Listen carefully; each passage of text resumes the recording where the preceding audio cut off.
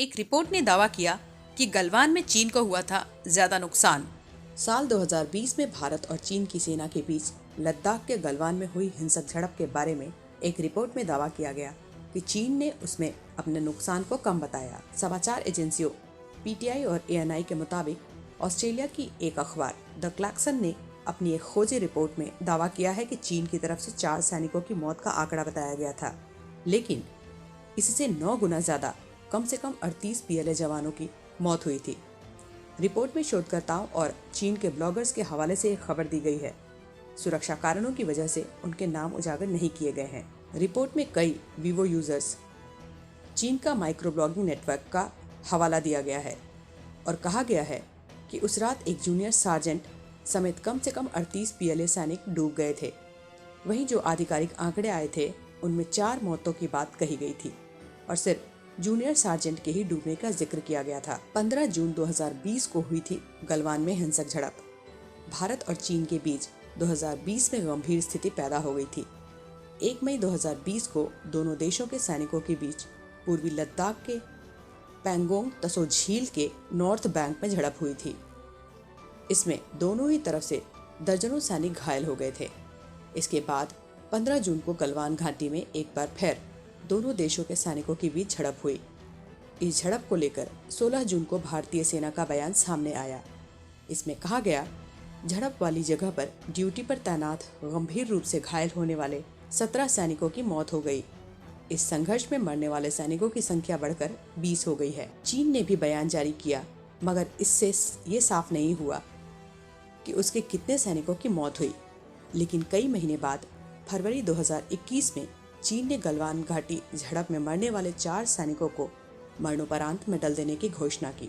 Beijing ने छिपा दिए कई तथ्य। रिपोर्ट द क्लैक्सन की रिपोर्ट में कहा गया है कि चीन के नुकसान के दावे नए नहीं हैं। हालांकि जो सबूत सोशल मीडिया के रिसर्चर्स के ग्रुप ने जुटाए हैं वो इस बात के समर्थन में है कि चीन को हुआ नुकसान 4 सैनिकों की मौत के बीजिंग के दावे से कहीं ज्यादा था।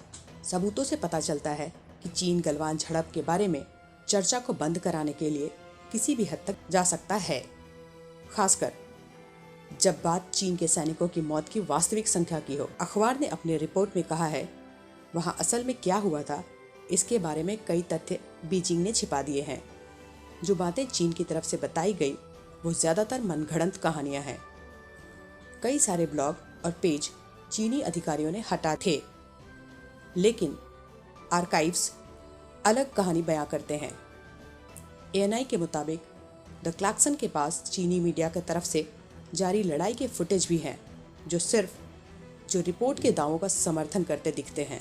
रिपोर्ट में रिसर्चर्स के हवाले से बताया गया है कि 15 जून का खूनी संघर्ष एक अस्थायी पुल को लेकर छिड़ा था, जिसे भारतीय सैनिकों ने 22 मई को गलवान नदी के एक सिरे पर खड़ा किया था। रिपोर्ट के मुताबिक भारत और चीन की सेना के अधिकारी बढ़ते तनाव को कम करने की कोशिशों को लेकर एक बार बफर जोन के लिए सहमत हुए थे, पर भारत ने कहा कि चीन इलाके में अवैध ढांचे का निर्माण कर रहा है, तंबू लगा रहा है और अपनी मशीनरी ला रहा है। रिपोर्ट में लिखा गया, इस क्षेत्र में काम करने का दावा करने वाले एक वीवो यूजर्स के मुताबिक पीएलए के बफर जोन में बुनियादी ढांचे का निर्माण कर आपसी समझौते का उल्लंघन कर रहा था और अपनी पेट्रोलिंग लिमिट को बढ़ा रहा था। आगे लिखा है कि 22 मई को कर्नल संतोष के नेतृत्व में भारतीय सेना ने एक अस्थायी पुल बनाया, जिससे चीनी सैनिकों की गतिविधियों पर नजर रखी जा सके। रिपोर्ट का कहना है कि चीन एक तरफ बफर जोन में खुद इंफ्रास्ट्रक्चर खड़ा कर रहा था, लेकिन जब एक अस्थायी पुल भारतीय सेना की तरफ से बना तो पीएलए की तरफ से जोरदार विरोध किया गया। चीन ने नहीं किया समझौते का पालन। रिपोर्ट के मुताबिक 6 जून को 80 चीनी सैनिक पुल को बर्बाद करने के लिए आए और 100 भारतीय सैनिक उसे बचाने में लगे थे। 6 जून के गतिरोध के बाद दोनों ही तरफ के अधिकारी बफर जोन पार करने वाले सभी जवानों को वापस बुलाने पर सहमत हो गए, लेकिन चीन ने समझौते का पालन नहीं किया। चीनी सेना की तरफ से अपने ढांचे को नहीं हटाकर भारतीय सेना की तरफ से तैयार अस्थायी पुल को बर्बाद कर दिया गया। 15 जून को कर्नल संतोष और भारतीय सेना गलवान घाटी में संघर्ष वाले क्षेत्र में फिर से आए ताकि चीन की तरफ से किए गए अतिक्रमण को हटाया जा सके। वहां चीन के करीब 150 सैनिक पहले से तैनात थे। बातचीत की बजाय पीएलए के कर्नल ने अपने सैनिकों को बैटल फॉर्मेशन का आदेश दे दिया। गलवान डिकोडेड नाम की एक रिपोर्ट में भारत और चीन के सैनिकों के बीच की झड़प की विस्तृत जानकारी दी गई है। 4 दशक का सबसे गंभीर संघर्ष पूर्वी लद्दाख की गलवान घाटी में 15 जून 2020 को हुए संघर्ष को भारत चीन सीमा पर पिछले 4 दशकों में सबसे गंभीर संघर्ष बताया गया है। इस संघर्ष में भारत के 20 सैनिकों की मौत हो गई थी।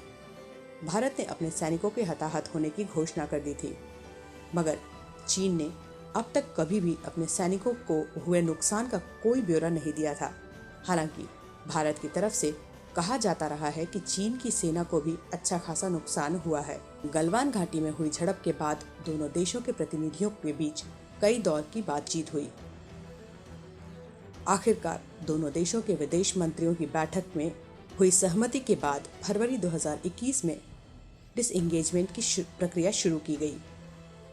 अभी तक दोनों देशों के बीच 14 दौर की सैन्य वार्ता हो चुकी है, लेकिन कोई बड़ा नतीजा सामने नहीं आया है।